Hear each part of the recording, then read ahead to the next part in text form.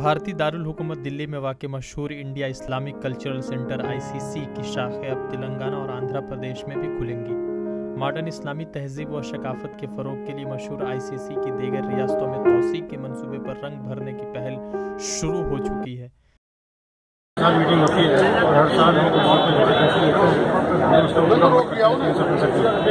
यही करते हैं कि कौम की भलाई के लिए, मुल्क की भलाई के लिए सेंटर से जो भी अच्छी अच्छी चीज़ें हो सकती हैं साल के अंदर हमारा गिराव जो है पूरी हुआ था।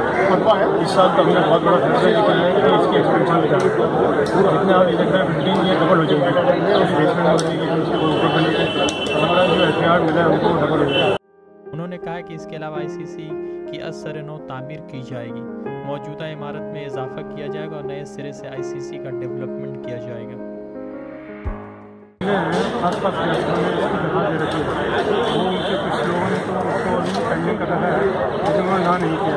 लेकिन जैसे आंध्र प्रदेश हो गया, उसके साथ जो स्टेट है तेलंगाना, इन दोनों ने हमको हमारे साथ साइन कर दिया है। हमें उम्मीद है कि हम लोग अगले साल के अंदर